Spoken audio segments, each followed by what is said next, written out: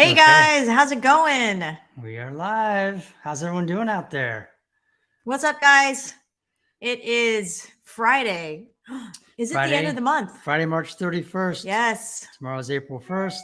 End of the first quarter. April Fool's Day. Make sure to prank your friends and loved ones. So many things happening.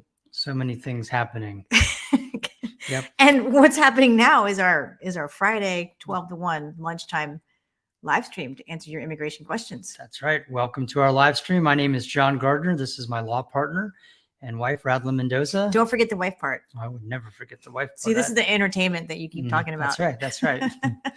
And we come to you every Friday at 12 o'clock to 1 o'clock to give you immigration updates and to answer your immigration questions. We're the law firm Gardner Mendoza. We're an immigration law firm, and we've been at it for 23 years now. So we have a little bit of experience with it. We have a lot of experience. We even have a lot of experience with our live stream because this is third year.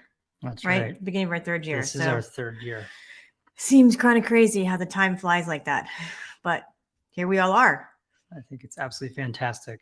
So I want to say hi to a couple people. I know that my nephew, Daniel James, is always joining us.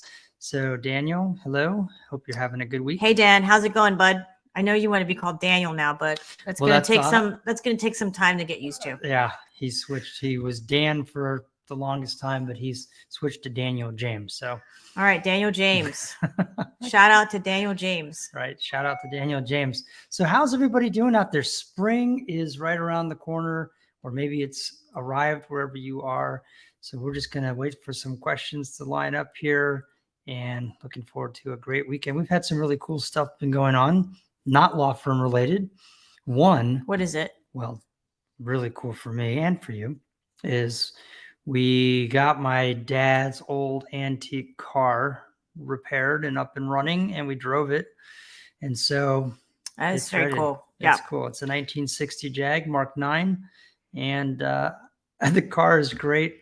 And the guys that worked on it are even better. I mean, these guys are funny. Shout out to Abacus Racing. Yeah, shout out to Abacus Racing. If you know, you know. To Bob and Chuck, if you know, you know. And I tell you, these guys know so much about cars. One of the things that, and I don't want to go down too far of a tangent here, but it's just so cool when you hear people talk about something that they know a lot about. Like these guys were talking about the car and the engine and all these parts and all this stuff. And I'm thinking to myself, wow, that's a lot of information that they have in their head about cars. And I was super impressed. So, yeah. And hopefully you guys think that way when we answer your immigration questions. You're like, wow, Radlin and John really know what they're talking about, because we have been doing this for a really long time and we love to answer your immigration questions. We don't have any questions here. Oh, hello, Miss Evelina. How are you? Great to see you. And Miss Evelina has something to say, guys. Let me put it on the board. But before we do that, I want to say hello to our friends over on TikTok. That's right. Hello, TikTok family. How you doing? And we are ready to hear your questions as well. And we appreciate your support. But I don't think you did a warning. Yeah. Right. It's coming. I was waiting for Evelina, but I'm going to jump in front of you real fast to tell everyone, to warn everyone, to advise everyone that what we do here is for informational, educational, and entertainment purposes only. It is not legal advice. And that entertainment part, joking me that I added the entertainment part. I don't know what we're supposed to be do to be entertaining you, but these first 5 minutes have been entertaining. Yeah. Okay. There's been nothing informational here or educational. That's not true. We talked about Abacus Racing in Virginia Beach. Okay. Amazing. If you guys have an old car that you need worked on, an antique car. I think they do more than just antique vehicles, but I think that's their primary focus, and they're awesome. Great customer service. Yeah, more of a specialty kind of shop. They've got a lot of interesting cars in there, sports cars, antiques. Yeah, we should give shout outs to local businesses like Fruitive.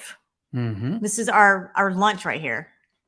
It's a date, coffee, cold brew, dates, almond milk, and almond butter.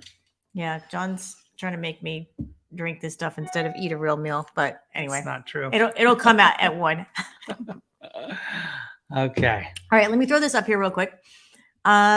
Miss Evelyn says, hi, have you all ever heard of Peninsula Reads in Newport News, a free school for those who want to learn English and study for the immigration test? That's awesome. I'm volunteering there and I wanted to spread the word of this awesome resource. Thank you so much, Evelina, for spreading the word about that. If you take a picture, we can throw it up on our Facebook page and put more information about Peninsula Reads. So thanks for sharing that. We have a great community. Yeah, we do. And one of the people in our community is Evelina Johnson Buendia. And she comes on here and she shares a lot of wonderful information. So I think maybe last week you were talking about the I-134A. And yeah, Miss Evelyn is awesome. Thanks for coming out here and supporting us. And real quick, let me grab this question over here. Jen on YouTube coming through TikTok wants to get some contact information. So I didn't mention at the beginning, I usually do, but our office is located in Virginia Beach, Virginia, which is on the East Coast of the United States. Our phone number is 757-464-9224, or you can reach us info@gmlaw.net. And I will tell you that it doesn't matter where you are. Our office is in Virginia Beach, but we have clients all over the country. We have clients all over the world. I mean, it is an immigration law firm after all.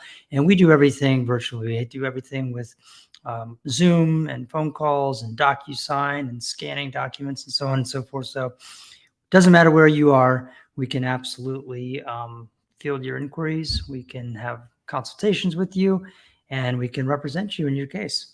Absolutely. Right. Yep. All right.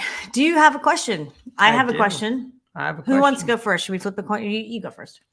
All right, I'll go first. Over here on TikTok. Hey, can you work with an expired EAD, but you're granted asylum already? So, employment authorization document is expired. Have been granted asylum. Asylum. You should. This is a good question. I'm not 100% sure about the answer. I feel like you have asylum incident to status. I'm sorry, work authorization incident to status. Whoever sent that question, I don't like not knowing these types of questions. Mm-hmm. So who is it? Abraham Justin. Abraham Justin, please find our Facebook page, Gardner Mendoza Law, and send that question through Messenger. I will get an answer for you. Yes. All right. Next, I've got one. All right. John says, hi guys, I've been following you all for some time. Thank you. Appreciate that. My family and I have finally gotten a date for our adjustment of status interview. Congrats. But we've since welcomed a new addition to our family. Exciting. A lot of things, lots packed into this first couple of sentences here. That's great. Congratulations on that too. Question is this: would USCIS allow us to take the baby along? No other workable options available to us for baby care. The answer is yes. So bring on that baby. Baby is welcome. Mm-hmm. Little passy, be good to go. And yeah, I don't know where you live, John, but I see you're on the mall there in DC in your thumbnail. That's cool. Yeah, love the mall. That one, and I don't like the other malls. They're fine. They're fine. I don't like going to the mall. I mean, like for shopping. Okay. What do we have here? All right, want to grab one over here? Yeah. All right. Chris Folks wants to know if you know the wait time for an I-601 waiver. 601A is it, or just 601? Yeah, 601. I don't know what the 601 waiver wait time is. I know that 601As are under litigation right now because they are taking so long. In order to find out the current processing time of any form, you can Google USCIS processing times, and you can put in the form number I-601A, and then you'll have to put in the service center, and then it will it will produce a time for you. The time that it takes them to process cases like a 601 80% of the time. So, guys, super easy way to find out what processing times are for any forms like the I-130, the 601, the 601A. But for those of you who are going through the 601A process, hang in there. It is a wild and long ride. Again, 601, I don't have the exact time frame in my brain right now, but I know that 601As are taking 2.5, 3+ years. So, all right. Let me grab Carlo here. Carlo says, hi, my friend recommended you guys. My dad was granted U.S. citizenship last December. If he petitions me, will I be able to bring my wife to the U.S.? If yes, will we be able to go together at the same time, or should I go first and my wife will follow? So, Carlo, great question, and congratulations to your dad. When your dad files that petition for you, then when you complete the I-130 petition, your dad will put you down, of course, as the primary beneficiary, and your spouse will also be put on the form as your spouse. Once a visa becomes available and that case moves on to the National Visa Center stage, both of you will complete the DS-260 and pay the fees for the DS-260 for each of you. And that is how your wife will be able to be added on to your visa application. Okay, she'll have her own independent visa application, any children as well.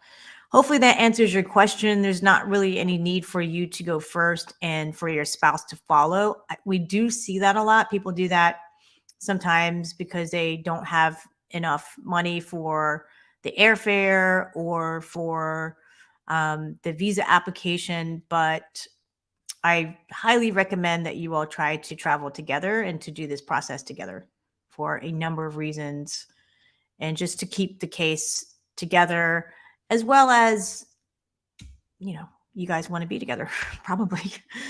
So hopefully that answers your question, Carlo. Good luck. And most important thing here, guys, and this is advice, is for your dad to file that petition for you as soon as possible. Oh, that's not what I thought you were going to say. What did you think I was going to say? I thought you were going to say the most important thing there was that, hi, my friend recommended you guys. And we love referrals. Many of our clients are referrals, and that makes us really proud of the work we're doing and the team that we have, because when somebody refers a friend or family member to us, we know we're doing things right. So that is what I was going to say. Glad to hear that. I was going to say that next. Yeah. See, that's more entertainment. More entertainment. Are you guys entertained? More entertainment. All right. So let's see here. I have some strange post. I'm not sure what that is. It looks like we have Canada's. Looks like a Canadian flag there. So Canada is French Canadian, I'm guessing, and we've got some. Yeah, French. Is that some Canadian French words? Yes, that's French, and unfortunately, we don't have a translation. I'm not going to tell my joke because it's offensive. Okay, don't say whatever it was. So here's some advice. This is not legal advice. This is just life advice. Yeah. If you have something that you're about to say that is offensive, do it rather than just said, don't say it. That's really sound advice. I'm going to tell the joke. Okay. This is the entertainment part, guys. This is why you're here. Just stick around for the entertainment. All right. So a lot of times when people contact us, one of the first things they say to me is, oh, I'm so sorry. My English is terrible. My English is bad. You're not going to understand my English. They just say that. And then I don't know if I do make them feel better, because I do make them laugh by telling this joke. I said, and my response is always, so what do you call a person who only speaks one language? And they're just like, this is a weird consultation. What kind of question is this? And then, so tell me, what do you call a person who only speaks one language? American. Boom, boom. So that's supposed to make them feel better, because I only speak one language, really. And it's definitely entertainment, by the way. That is entertainment. 100%. And so don't feel bad if you come to a consultation or if you go anywhere and you talk to anyone and you don't feel like your English is at the highest level that it can possibly be. My English is not at the highest level that it could possibly be. And you speak another language or two or three. So now, interestingly, in the French here is that Evelina's name is embedded in it. So maybe yeah, it's somebody not that sure. she has recommended or referred, or anyway. Something about an offer. I don't know. I can't read French. And our daughter who took French, she can't read it either. It's a hard language. I mean, I'm told like German is also a hard language. They're difficult to pick up. Hablo poquito español. Yeah. Y entiendo mucho, pero hablo poquito. Yeah. Okay. All right. Spanish, at least structurally, is similar to English. So there's that. French and German go in totally different directions. Okay. So here's a question over here on TikTok. It says, my wife's case is that the NVC and the last update is, quote, will schedule interview with embassy. And there's been no update after that for 6 months. What can we do? What's happening? They're concerned. Yeah. They got a will schedule interview with embassy, but nothing for 6 months now. Okay. So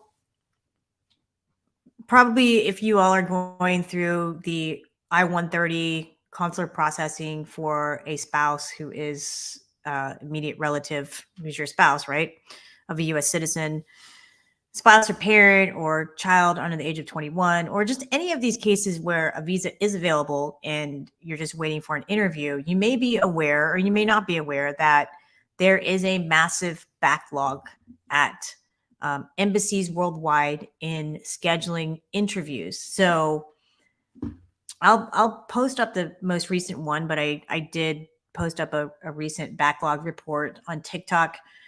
There's 400,000 cases like yours, I'm sorry to say. And a lot of times we are the bearer of bad news, but I guess knowing is better than not knowing. So 400,000 cases like yours waiting to be scheduled for an interview, and they're only moving about 30,000 cases per month. So it's a really tough situation. You know, we see cases that are just waiting, as you said, 6 months, a year. All I can say is try to hang in there, try to keep the lines of communication open with your family member who may be waiting, and letting them know that, you know, you've done everything that you can and it's just a waiting period. One thing is that if you are interested in filing a lawsuit in order to force the government to schedule that interview, reach out to us. We'll be happy to talk to you about that. That can work, and it is a solution. So sometimes people think that, hey, wow, that's an extreme solution to, you know, file a lawsuit against the government. We do it. We have to do it sometimes, and we're, you know, happy to do it because, you know, you guys are waiting for your cases and you've got your spouse abroad. And I mean, it's crazy. I can't imagine being in that same position. I mean, can you imagine being apart? I mean, immigration is hard enough to begin with. It's scary and there's a lot of uncertainty to begin with. And then the prospect of suing the very government that you're seeking a benefit from just makes it even scarier. We completely get that. And we, in addition to legal advice that we can't give here, we also can't make guarantees. No lawyer is allowed to do that under bar rules. I will say that, as Radlin, I don't know if you said that, I missed it, but in the cases where we've had to take that action, we've had a lot of success. I'll just leave it at that. Yep. All right. That's not a guarantee. That's just a statement. It's just a statement. All right. All right. So hang in there. If you are done waiting, reach out to us. Our phone number is 757-464-9224. And our office is open right now. So if you call, someone will answer and you can make an appointment. As John mentioned earlier, our physical offices are located in Virginia Beach. We do all virtual appointments, whether you live in Virginia Beach, whether you live right next door. All of our appointments are virtual. So you can make an appointment wherever you are in the United States of America or in the world. So I met with someone from Bahrain this morning. 2 people from Bahrain met with someone from Egypt yesterday. The Philippines as well. So yeah, it's really all over. Yeah. And Zoom has made it really great. Skype was a little glitchy when we used Skype a lot, but we've been doing virtual appointments for a really long time, primarily because we're an immigration law firm and our clients are all over the world. Right. So we were forced to do it long before COVID. Right. Exactly. So I hope that answers your question. It's just it's a massive backlog is the bottom line. All right. So for those of you guys just joining us, welcome. And for those of you who might be watching this later as a, was it a re-recording or whatever, welcome to you guys too. And if you have any questions, please put them in the comments. The comments are open. We're going to try to answer as many questions as we can within the hour. Yep. And John and I have been doing this once a week, pretty much for the last 3 years. And here we are in year 3. Yes, it's been a lot of fun. You know, it all started nobody's curious. Never mind.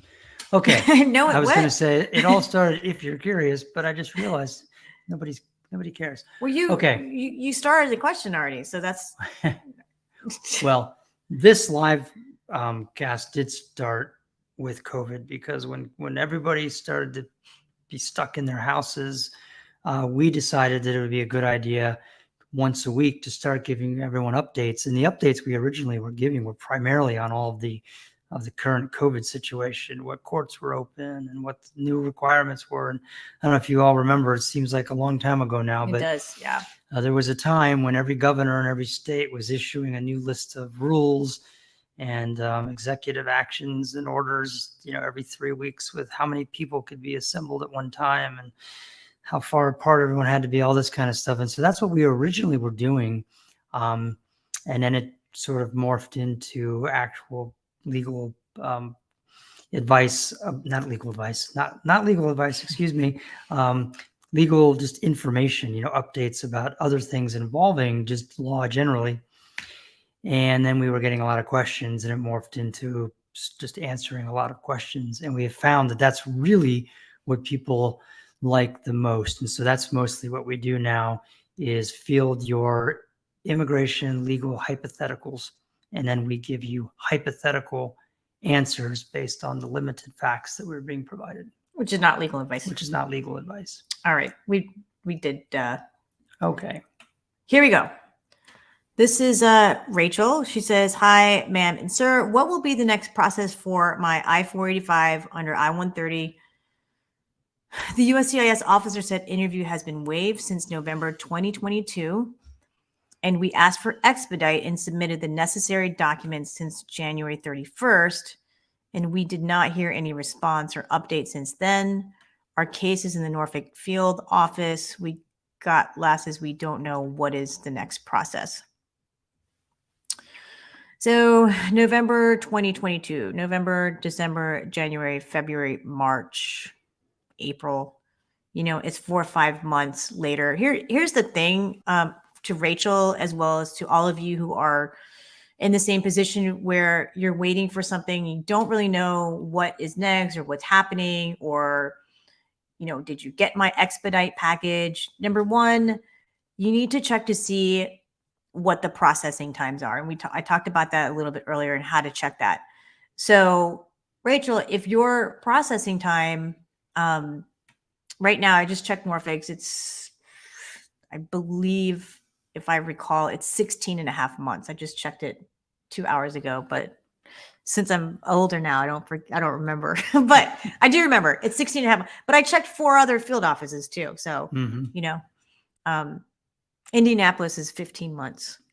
Norfolk is 16 and a half. Look, I'm just flexing my memory skills now. All right. So if your case has been pending for less than 16 and a half months, then your case is going to be considered to be still under, current processing times and not outside of the processing times. If it's outside of the processing time, then you should send inquiries and you should try to find out what's going on and why they haven't made a decision on your case because they're outside of processing times. So that's where I would first start. Secondly, if it is outside of processing times, or even if it isn't outside of processing times, you could also make a congressional inquiry and get some assistance with looking into your case through your local congressperson or senator. So if you have not joined our Live Love Immigration page yet, Rachel, go ahead and join that. We have pinned up to the top the instructions on how to reach out to your local congressman in order for you to make a congressional inquiry, for your immigration case. Hopefully that's helpful to you and for other people who are on here. It's there is a lot of follow-up that needs to happen, and yeah, go for it, because the squeaky wheel gets the oil. All right. You have a question over there? Okay, yeah. John wants to know, and this is a pretty broad question, but you can speak to it. Can any company sponsor immigrants for any positions?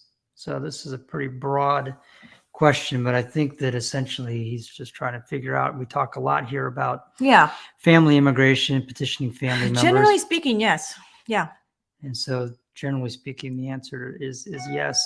And that I did want to mention as part of that in addition to family immigration, we also do business immigration, and that's an entirely different area of immigration practice, where you're dealing with, instead of a family member, you're dealing with a company. Going to John's question, if you're an employer here and you're trying to get folks to come work with you, that's absolutely a way to go. So John, if you own a company and you're trying to find help and you think that help might be overseas, please reach out to us. I'm sure we can point you. We do a lot of those. We do a lot of that, absolutely. As well. We primarily focus our live stream on family immigration because that's where we get the majority of questions. So, but as a side note, I did want to mention that if any of you do have immigration issues or questions involving business, we can help with that as well. Absolutely. But Radlin's right. Most of our and investing. Yep. Okay. All right. So, Abram, we're going to get to Abram's question because I'm going to look it up. Yep. Here is Moonshine's question. Beautiful photo. My wife and I were married in the Philippines last year. She's finishing school in the Philippines and will be there for another year. Is it bad to wait years after marriage before petitioning for a spousal visa? No, it's not bad necessarily, but I would, Moonshine, if you have not filed that I-130 petition, I would go ahead and file it because these cases are taking years. So if you wait another year to file it after your wife finishes school, then and she's ready to come and join you in the US, then you're going to be a little bit not a little bit, a lot behind the 8 ball, because it's going to take 2.5 years for her to be able to immigrate to the United States. So it is not bad to wait years after marriage, but depending on what your goals are, I wouldn't wait too much longer in filing that. If your wife needed to go back to the Philippines for more studies and education, she can always file a re-entry permit. That's an option if she immigrates and then needs to go back out. So file that petition because it's taking a really long time. And as you can see, people are getting stuck at just waiting for an interview for 6 months and even longer than that. So yeah, and this goes to a broader issue, something that we talked about a lot here, which is you want to file things as soon as possible with any immigration. Immigration processes cases in the order that they're received. So the sooner you file, the sooner you get done. That said, you want to make sure that, obviously that you're eligible and that you're filing the right things. You don't want to just rush into it without doing your homework. But once you have consulted with us and you know that you're doing the right thing, then obviously our philosophy is to move sooner rather than later when possible. Absolutely. In Moonshine, we can absolutely help you with that process. As I said, it's 2.5 to 2.5 years. And a lot of people love to have the peace of mind to have attorneys and a team to make sure that things are getting done properly. They're being monitored. If anything goes awry, then we follow up on it immediately. And so things happen. We'd love to Right. help you with that. But you can. I mean, I guess the question I think probably was, whether it looks suspicious or something like that. It's not a problem. It's just, why would you? Yeah. It's kind of funny because I had an interview once. I mean, it wasn't too long ago, and just my client had a baby. My clients had a baby together, and they had a baby on the way. Mom was pregnant, and they waited to file because life got in the way. They had this baby. Maybe they were trying to save up money, and the officer said, we have all this bona fide marriage documentation during the interview. The officer said, why did you take so long to file this case? Or why did you wait so long to file this case? And I laughed inside my head because I was just like, you don't like it when the clients come in there and they've only been married for 3 months. Like, why did you file this so soon? And you've only been married for 3 months. Now, my clients now, I've got like a 5-year marriage, 2 babies, baby on the way, all this bona fide marriage documentation. The question is, why'd you take so long? So, I mean, you're going to get the questions. If you get the questions, it's all part of, the officer believing that, they're asking the questions and looking into the bona fides of the marriage and relationship. So, anyhow, that's a little anecdotal. The case, of course, got approved. It was so just over the top. I was a little bit annoyed, but I'm not now. It's just now a funny story. That's right. Good luck, Moonshine. See, it allows you to provide entertainment here. Yes. This is for me choking on air is entertaining. All right. What other questions do we have? Yeah. Charm Cab wants to know, can I expedite my travel document? And the reason is that for my mom's health in the Philippines. Yes, you can expedite your travel document. You can absolutely do that and make that inquiry, initially make that inquiry and get the instructions on that when you call and ask to have that expedited, because sometimes the instructions are different depending on the field office. And you can definitely do that. But one tip is to make sure you provide documentation as to why you need that expedited. So if mom is ill, then you would want to have a letter from her doctors, or if she's in the hospital, that type of documentation. Okay. All right. And Abraham may have missed what we said about the question. Yeah, I don't know the answer to the question, Abraham. So yeah. my request was for you to shoot us a message through Messenger, which is here in the comments is fine. Right. And we're gonna have to get back to you on that question. We didn't skip over it. Yeah. We see you. We appreciate you. Yeah. We like your persistence. Right. All right. So Lynette here says, how long will I have to wait for my petition cases for my daughter? She's still single, but 33 years old. And my married son, I submitted their petition papers March of 2022. I am a U.S. citizen. So Lynette Villanueva has provided us a lot of information about her 2 petitions and who she petitioned for. And all of this is important because how long it's going to take and when a visa is going to be available depends on the visa bulletin. And so Lynette is a U.S. citizen. Her daughter is single. I'm going to just make a crazy assumption that Lynette is from the Philippines, where her children are from the Philippines, and she is Filipino as well. And so daughter's case would fall under the F1 family preference, first preference category of the unmarried daughter of a U.S. citizen. So we would then have to go to the visa bulletin and see how long it's taking for a visa to become available in that particular in F1 category. Now, son is married and so he falls under the third preference family-based category. So we'd have to go to the third preference of that and go over and look at it for the Philippines. Do I have the? I don't know if I have the visa bulletin here in front of me, but Lynette, first of all, good job in filing the petitions. I know that these are long categories. You're going to be waiting years for these visas to become available. And if you have not taken a look at the visa bulletin, I don't have one in front of me here, unfortunately, but you did the first right thing, and that is to file that petition. Should I just look at the visa bulletin now? Yeah.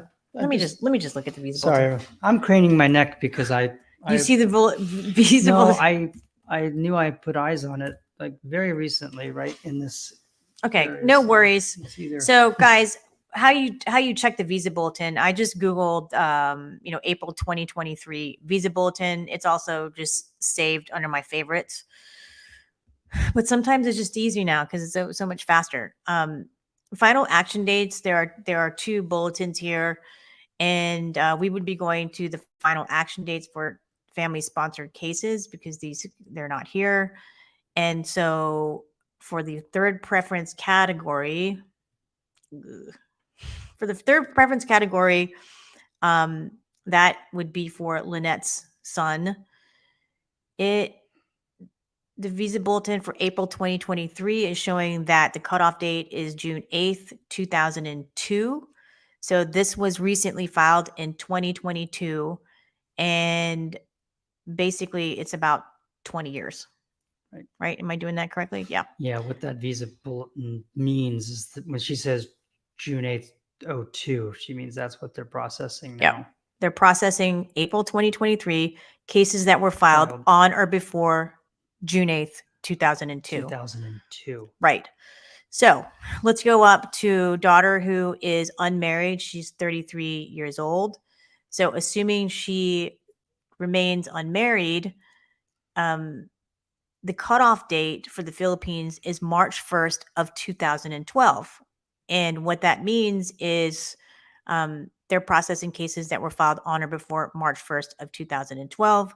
This particular case was filed in 2022. I don't know what month. And so we're looking at about a 10-year wait for that. So Lynette, hopefully that helps. Some of these, and hopefully you're not shocked by these wait times and that you knew that. I hope we were not the first ones to let you know about the visa bulletin. You had a rough idea. Yeah. Yeah. The question about how long is it going to take for the I-130 petition to be approved, you would have to go to the USCIS and case processing times and put in the I-130 and put it in the category for, the unmarried daughter of a U.S. citizen and the married son or daughter of a U.S. citizen and look under those. So Lynette, hopefully this has been helpful and also helpful for those who also wondered about the visa bulletin and what it meant and how long cases are taking. All right. Next question. Right. And that goes again back to that's when we talked earlier about, the sooner you file for things, the sooner it gets processed. I mean, when they're now just, some officer is going into work and opening up her files and she's like, okay, let's get to work on this one. Was filed on June 8th of 2002.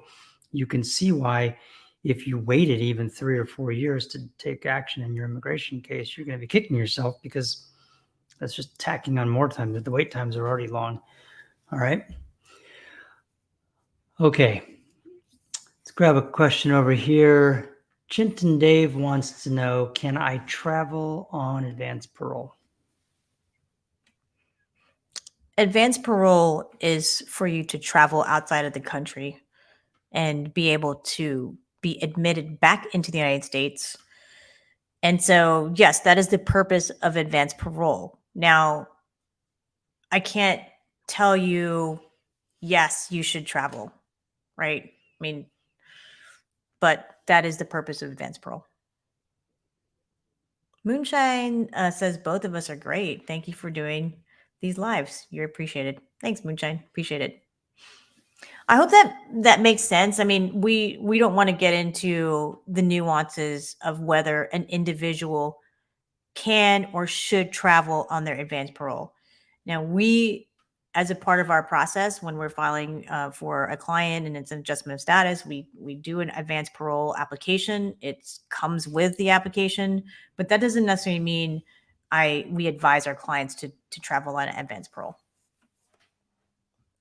And sometimes I just flat out say no, don't travel on it, based on their circumstances. All right. I don't have any other questions over here. All right. Here's a question from TikTok. Can my citizen husband petition for my mom? Do you want to answer that question? There's so many. Nope. So the answer is no. And the entertainment part of this live stream is, are you putting your husband up to this? Just kidding. Just kidding. We have a great, John and I have a great relationship with our mothers or in-laws, I should say. Yeah, no, the reason we laughed is, as you all know, it's a joke. There are so many stereotypical jokes that involve in-laws, like, well, even if you could, why would he? That kind of stuff. Ha ha ha. But Redlands, right, we've been absolutely blessed. Both have had very, very good relationships with their in-laws, so we're lucky. And my birthday is not even coming up, so if your mom is watching, I'm not doing this to get anything. All right. If our moms are out there, shout out to our moms. They sometimes appear, but don't write in comments. Yeah, that's right. And my dad could also be watching. No, it's like 1 o'clock in the morning in the Philippines. So no. All right. All right. And folks on TikTok, I apologize. Every once in a while, the TikTok reloads a bunch of questions and then everything gets all scattered. And sometimes I lose some that were. While you are loading up the next question, again, I want to thank all of you guys for coming and answering these great questions. It's giving us an opportunity to help not just you, but the other people on TikTok and here on our live and people who rewatch this, because they also have the same questions. So we encourage questions and we appreciate the questions and appreciate you guys coming here on your lunch break from 12 to 1. Mm-hmm. We did our live stream for years on Wednesday night from 8 to 9. We just recently switched it with no notice at all. It just felt right. And it's good for us and it's good for our family. So we appreciate you being here on the lunch break. And for those of you who have not yet, please follow us on please like us on Facebook and our social media and follow us on TikTok. We do videos and now those are entertaining. Mm-hmm. Yeah, her TikTok.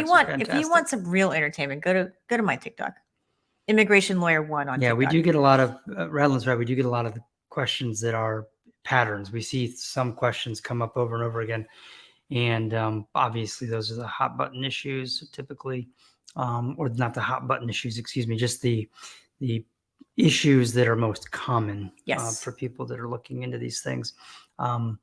It's just a matter of time today. We haven't had one yet, but at some point, someone probably will ask us if they should get married here or get married in the Philippines, whether they should do the K-1 visa or should she just come here and then we'll get married after she's here. Please, no one ask that question. And I'll just refer you to the last 10 videos. Yes. And we've had that question like literally every week we get that question. But here's a question on TikTok. It's there's not a whole lot to work with here, but it says green card interview canceled ? And so sorry to hear that. If the green card interview was canceled. When I hear green card interview, I think about adjustment of status. And adjustment of status is when you file for the green card while you're here in the United States versus consular processing is when you file and you go through this process and you are living abroad. So if a green card interview is canceled, that's not necessarily bad. In fact, we have had green card interviews, adjustment of status interviews scheduled recently and then canceled. And then our client gets the green card in the mail because they're no longer doing interviews. So what can happen in that scenario is that you your green card interview is canceled. USCIS may send you a request for evidence, and they may say something like, hey, submit your medical or submit more documentation to show that you and your spouse have a bona fide marriage or relationship. And so it may not be a bad thing that the green card interview, if you're talking about adjustment of status interview, was canceled. So don't worry too much. You hopefully will get something from USCIS. Hopefully that makes sense to you. Yeah, it could be good. Okay, Guatam has a question here. I'm not quite sure I understand. My wife got visa approved for her nurse-sponsored visa abroad, but I could not attend the interview because, oh, I see. Because my travel document is not approved yet. I'm on TPS. What can I do about it? She got the There's green an card. extra part there. too. Yeah, she got green card interview approved last week. Okay. So, Guatam, congrats to your wife for getting that approved. Your case is not necessarily done. I mean, you could do a follow to join as the spouse, derivative beneficiary of a spouse, of a person who, the spouse of a principal beneficiary who received an employment-based green lawful permanent resident immigrant visa. So it's not over. You may be able to reschedule that. I mean, it really depends on when you're going to get your appointment to travel abroad.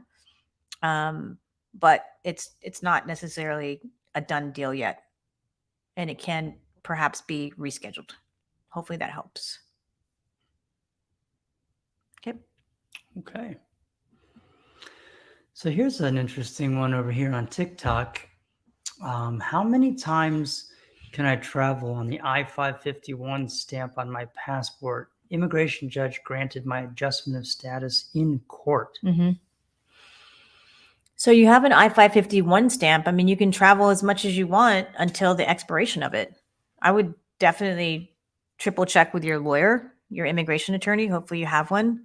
But I mean, the I-551 stamp is proof that you are a lawful permanent resident of the United States. And so there's an expiration on that because you're still waiting to get the green card. And so maybe it gets expired 1 year from now, that stamp. And even if you don't get your green card, you can go back in and go to an InfoPass appointment and get it stamped for another year. So there's no limit on the number of times you can go in and out on an I-551. It is proof that you are a lawful permanent resident of the United States. Hopefully that's helpful.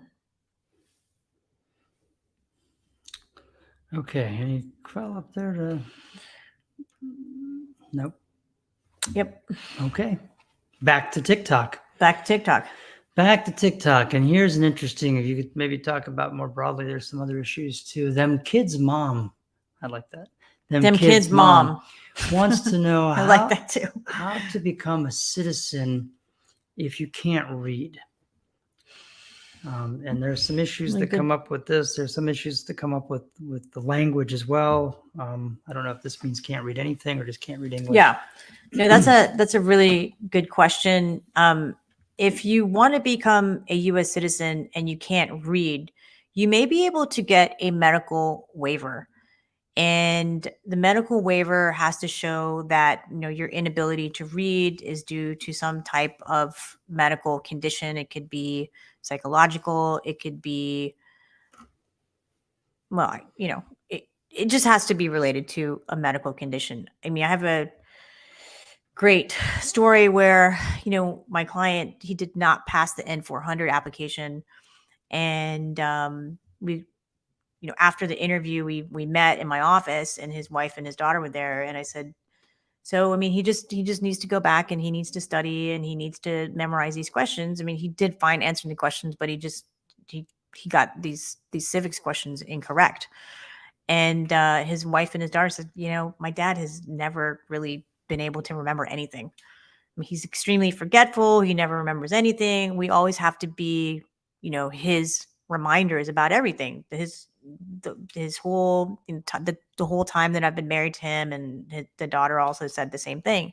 I said, well, maybe you should get him evaluated. Maybe he has a problem with his memory.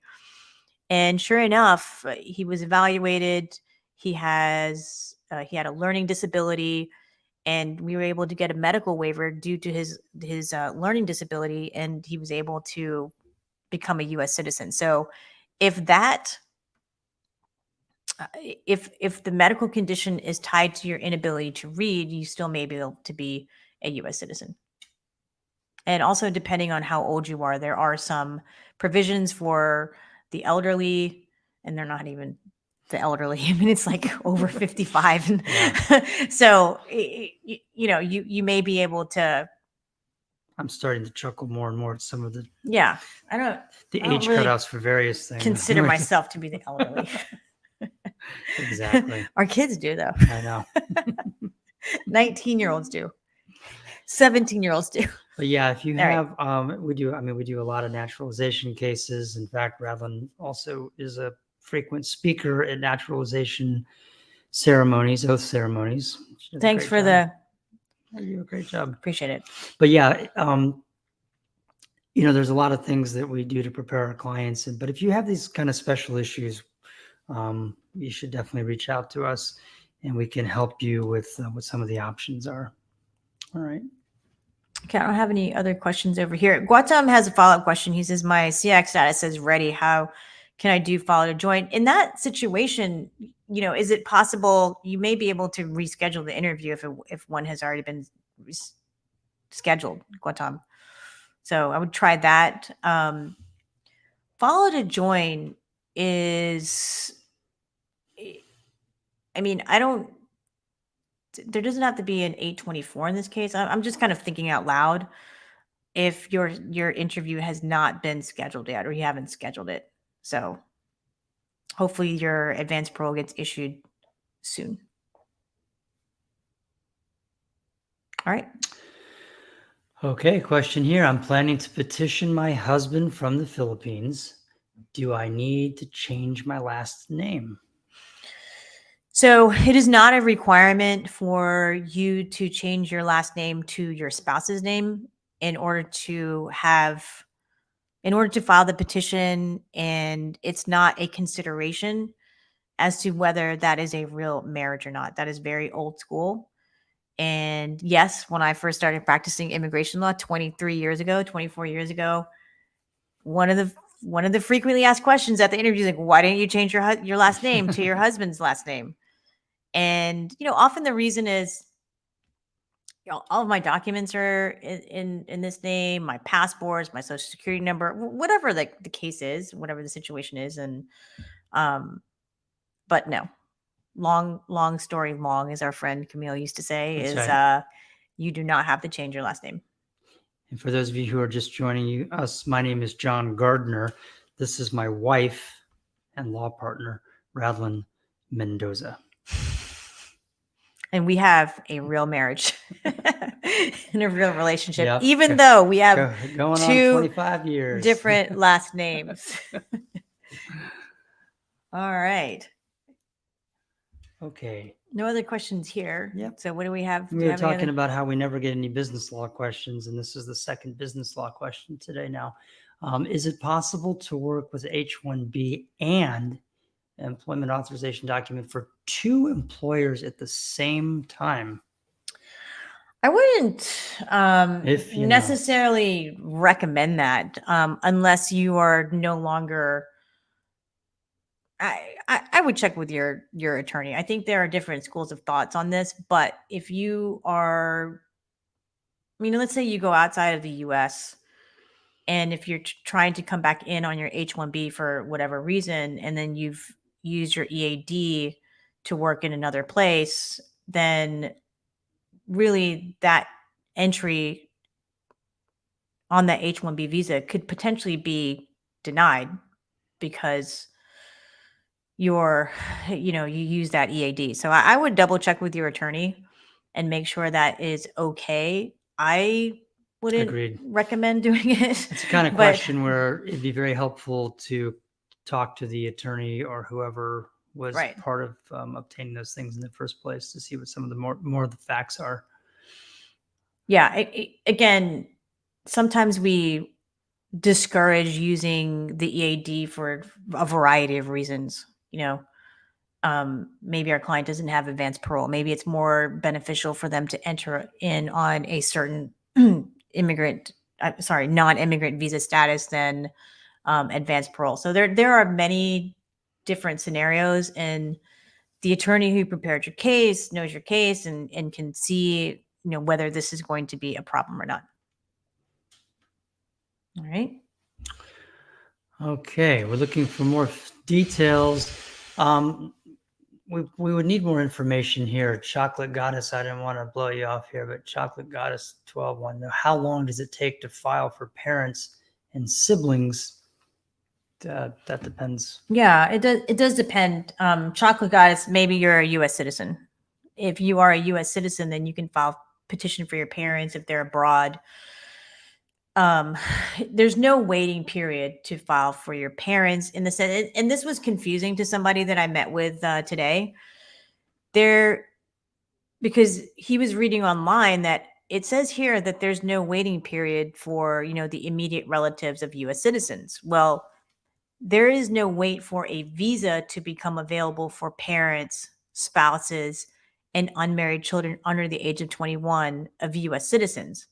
But there still is the processing time in order to get the I-130 petition approved, in order to get it through the National Visa Center, in order to get it to an interview. So the waiting periods for the parents are vastly different from the waiting periods for siblings, where there's a 15-year backlog on a petition, in an immigrant visa petition for siblings, whereas there's no wait for a visa to become available for parents, because they're always available for the parents of U.S. citizens. So hopefully that helps and gives you an idea. Bottom line is, file the petitions. You can, you should make a consultation with us, because it might be a good idea for you to file for your parents, and then maybe your parents file for the siblings or not. I mean, we'd have to kind of take a look at all of that and analyze it. So refresh the recollection that just want to remind you guys, we are Gardner Mendoza, and we're an immigration law firm in the United States, and we help people get green cards and U.S. citizenship here in the United States, as well as work visas and many, many immigration benefits. So if you want to reach out to us for a consultation, you can give us a call at 757-464-9224. Our office is open from 9 to 5 Eastern Standard Time, and our messages are always open 24/7.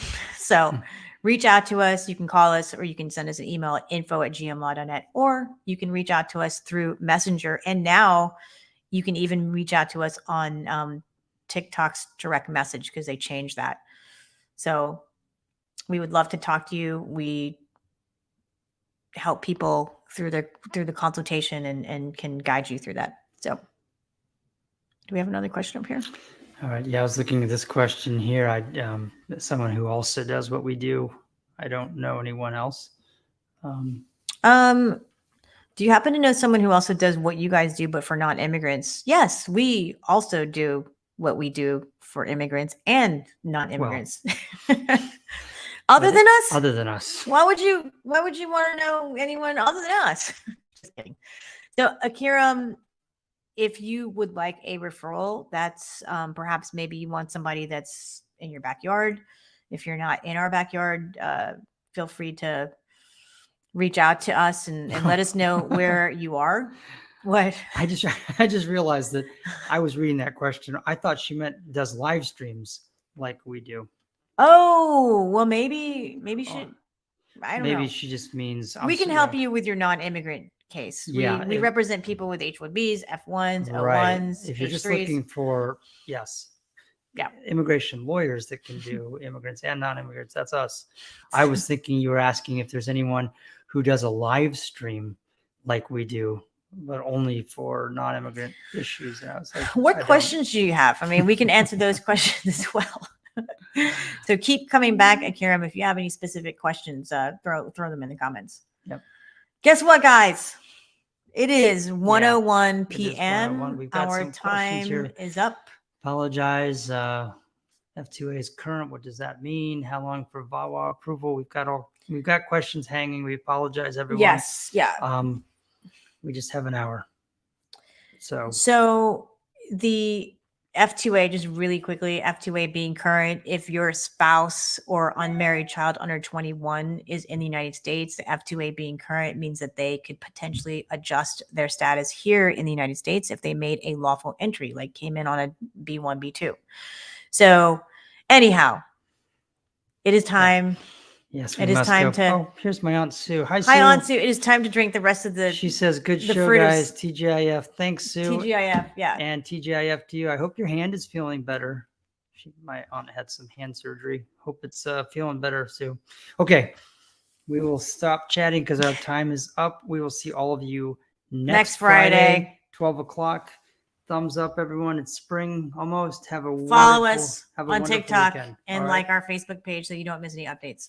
Take care, guys. Take care. Bye-bye.